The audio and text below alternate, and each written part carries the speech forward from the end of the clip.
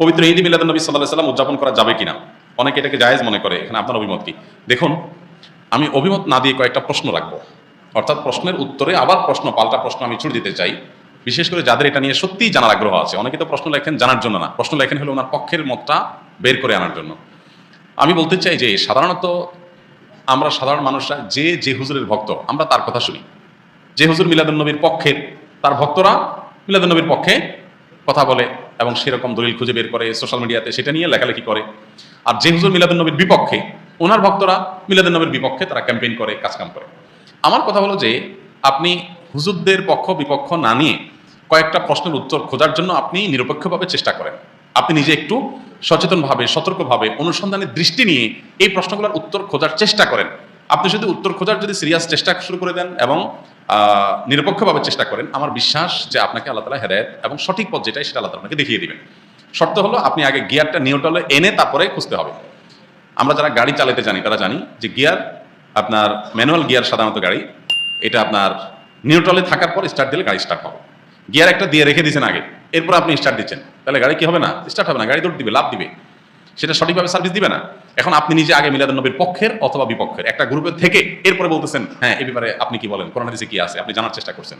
এইভাবে আপনি আসলে সত্য জানতে পারবেন না। সত্য জানতে হলে আপনাকে নিউট্রালে থাকতে হবে যে ঠিক আছে আমি এটা নিয়ে অনুসন্ধান চালাই, পড়াশোনা করি, স্টাডি করি এবং আমার স্টাডির পর নিরপেক্ষভাবে সত্যিটা জানার জন্য আমি চেষ্টা করি, আল্লাহ তাআলার কাছে দোয়া করি আল্লাহ যেন আমাকে হেদায়েত করেন, গাইড করেন, তাহলে আপনি ইনশাআল্লাহ সঠিক পথ পাবেন। এবার আসেন প্রশ্নগুলো কি কি।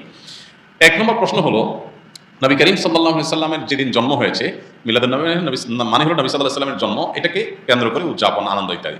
প্রশ্ন হলো, নবী করিম সাল্লাল্লাহু আলাইহি সাল্লামের যে তারিখে জন্ম হয়েছে সেই তারিখটা কি চূড়ান্ত এবং অবিতর্কিত কিনা, অর্থাৎ অমুক তারিখে তিনি জন্মগ্রহণ করেছেন, ইতিহাসবিদগণ এ ব্যাপারে একমত কিনা বা হাদিস গ্রন্থগুলোতে এটা সুস্পষ্ট আসছে কিনা, এটা আপনি একটু জানার চেষ্টা করেন। আপনি যদি খোঁজ করেন, অনুসন্ধান চালান, তাহলে কিন্তু আপনি জানতে পারবেন, জানতে আপনার কষ্ট হবে না খুব বেশি, যে আসলে নবী সাল্লাল্লাহু আলাইহি সাল্লামের জন্মের তারিখটা এটা চূড়ান্ত কি চূড়ান্ত না। আপনি যদি অনুসন্ধান করেন, আপনি দেখতে পাবেন যে নবী সাল্লাল্লাহু আলাইহি সাল্লামের জন্মের এক্সাক্ট তারিখ নিয়ে ইতিহাসবিদদের মধ্যে নানা রকমের মত আছে। তাহলে কিভাবে আপনি চূড়ান্তভাবে একটা দিনকেই নিশ্চিত করে ধরে সেদিনকে আপনি উদযাপনে যেতে পারেন? নাম্বার এক, আপনি খোঁজার চেষ্টা করেন যে ওনার জন্মের তারিখটা এটা কি সুনির্ধারিত, অবিতর্কিত, নাকি এটা নানা মত আছে, আপনি একটু পড়াশোনা করার চেষ্টা করেন। নাম্বার দুই, নবী করিম সাল্লাল্লাহু আলাইহি সাল্লামের জন্মের তারিখটাকে তিনি নিজে উদযাপন করেছেন কিনা প্রতি বছর, এটা আপনি একটু জানার চেষ্টা করেন। তিনি যদি নিজে নিজের জন্ম উদযাপন না করেন, তাহলে তার সিনিয়র সাহাবী যারা, চার খলিফা আরো যারা আছেন, এই সমস্ত সাহাবীরা কেউ যারা সবচেয়ে যারা নবী সাল্লাল্লাহু আলাইহি ওয়াসাল্লামকে সবচেয়ে বেশি ভালোবাসতেন, নবী সাল্লাল্লাহু আলাইহি ওয়াসাল্লামের ভালোবাসার দোহাই দিয়েই তো আমরা এটা করি। তো তারা যারা নবী সাল্লাল্লাহু আলাইহি ওয়াসাল্লামকে এর ভালোবাসায় যারা উত্তীর্ণ হয়ে গেছেন, ভালোবাসায় যারা প্রমাণিত, তারা আশিকে রাসূল বলি, যেটাই বলি আমরা তথাকথিত, এই জায়গাটা যারা ইতিমধ্যে প্রমাণিত হয়ে গেছেন, সেই সাহাবীরা যাদেরকে কোরআনে আল্লাহ সার্টিফিকেট দিয়েছেন নবী সাল্লাল্লাহু আলাইহি ওয়াসাল্লামের আনুগত্যের ব্যাপারে, ভালোবাসার ব্যাপারে, সেই মানুষগুলো নবী করিম সাল্লাল্লাহু আলাইহি সাল্লামের জন্ম দিবস উদযাপন করেছেন কি করেন নাই, আপনি এই বিষয়ে একটু খোঁজ নেন, তথ্যপাত্রগুলো ভেরিফিকেশন করেন, যাচাই করেন। তৃতীয়ত হলো যে জন্ম দিবস উদযাপনের এই কালচার কোত্থেকে আসছে, আপনি এটাও জানার চেষ্টা করেন। আপনি যদি একটু নিরপেক্ষভাবে এটা শুরু কোত্থেকে আসে দেখেন, আপনি দেখবেন এটা অগ্নিপূজক, প্রকৃতি পূজারী, তাদের কাছ থেকে আসছে। এবং একসময় খ্রিস্টান ধর্মেও এই জন্মদিবস উদযাপন করাটার ব্যাপারে নিরুৎসাহিত করা হতো, নিষিদ্ধ করা হতো। পরবর্তীতে তারা নিজেরা আবার ওই প্যাগানদের দ্বারায়, প্রকৃতি পূজারীদের দ্বারা প্রভাবিত হয়ে তারাও তাদের নবীর জন্মদিবস উদযাপন শুরু করেছে। আমাদের নবী সাল্লাল্লাহু আলাইহি ওয়াসাল্লাম বলেছেন, লা তুতরুনি কামা আতরাতিন নাসারা ইবনে মারইয়াম, তোমরা আমাকে নিয়ে বাড়াবাড়ি করিও না যেভাবে খ্রিস্টানরা ঈসা আলাইহিস সালামকে নিয়ে বাড়াবাড়ি করেছে। অতএব নবী করিম সাল্লাল্লাহু আলাইহি ওয়াসাল্লামের মিলাদুন নবী পালন করবেন কি করবেন না, উদযাপন করবেন কি করবেন না, সেই প্রশ্নের উত্তর আপনি পেয়ে যাবেন যদি আমার এই তিনটা প্রশ্নের উত্তর আপনি নিজে অনুসন্ধান করে জানার চেষ্টা করেন। আল্লাহ আমাকে, আপনাকে, আমাদের সবাইকে হেদায়েত এবং সত্যিকারের যে সঠিক পথ সেটা আল্লাহ আমাদের সবাইকে আল্লাহ তাআলা দান করুন। ঈদ মিলাদুন নবী ও সিরাতুন নবীর মধ্যে পার্থক্য কি? মিলাদুন নবী মানে হলো নবী সাল্লাল্লাহু আলাইহি ওয়াসাল্লামের জন্ম, আর সিরাতুন নবী মানে হলো নবী করিম সাল্লাল্লাহু আলাইহি ওয়াসাল্লামের জীবনী, জীবনচরিত। তো সিরাতুন নবীর মধ্যে নবী সাল্লাল্লাহু আলাইহি ওয়াসাল্লামের জন্ম, মৃত্যু, শৈশব, বেড়ে ওঠা, আল্লাহর আদেশে নিজের জীবনের সব বিষয়গুলো এর মধ্যে আছে। সিরাতুন নবী মানে জীবন ইতিহাসের মধ্যে সবই আছে। আর মিলাদুন নবী হলো সিরাতের, অর্থাৎ নবী সাল্লাল্লাহু আলাইহি ওয়াসাল্লাম পুরো জীবনের একটা অংশ। এটা হলো একটা পার্থক্য। আরেকটা বিষয় হলো যে মিলাদুন নবী এটা আসলে উদযাপন বা অনুসরণ করার বিষয় না।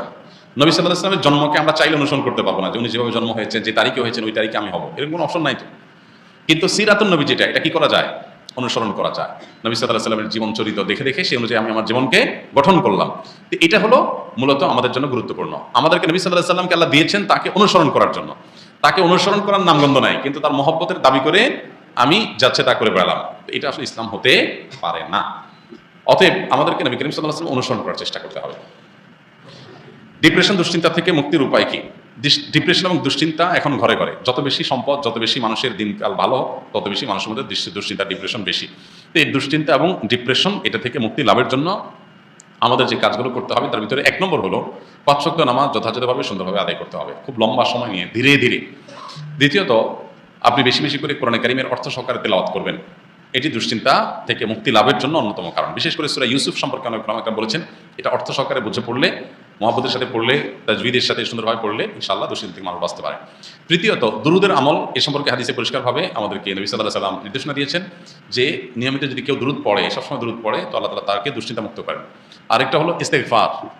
ইস্তেগফার যদি কেউ নিয়মিত পড়েন, তাকেও আল্লাহ তাআলা দুশ্চিন্তা থেকে হেফাজত রাখেন। আর এছাড়া দুশ্চিন্তা থেকে মুক্তি লাভের জন্য একটা বিশেষ দোয়া আছে, নবী সাল্লাল্লাহু আলাইহি ওয়াসাল্লাম পড়তেন, আল্লাহুম্মা ইন্নী আউযু বিকা মিনাল হাম্মি ওয়াল হাযান ওয়া আউযু বিকা মিনাল আজজি ওয়াল কাসাল ওয়া আউযু বিকা মিনাল বুখলি ওয়াল জুবন ওয়া আউযু বিকা মিন গালাবাতিদ দাইনি ওয়া কাহরির রিজাল। এই দোয়ার প্রথম অংশ যেটা, আল্লাহুম্মা ইন্নী আউযু বিকা মিনাল হাম্মি ওয়াল হাযান, আল্লাহ আপনার কাছ থেকে দুশ্চিন্তা, পেরেশানি, ডিপ্রেশন থেকে আমি পানা চাই। এই দোয়া বিশেষ করে পাঠ করবেন। আর এমনিতে নবী সাল্লাল্লাহু আলাইহি ওয়াসাল্লাম নিয়ম ছিল, কানা ইযা হাযাবাহু আমরুন ফাযা ইলা সালাহ, কোনো বিষয় যখন তিনি পেরেশানিতে পড়তেন নামাজে চলে যেতেন, 2 রাকাত নামাজ পড়তেন। আর এর বাইরে বিশেষ করে ভোর রাতে তাহাজ্জুদের সময় উঠে নিরিবিলি আল্লাহর সাথে একটু মন খুলে কথা বলেন, ইনশাআল্লাহ আল্লাহ তাআলা আপনার মানসিক অশান্তি দূর করবেন।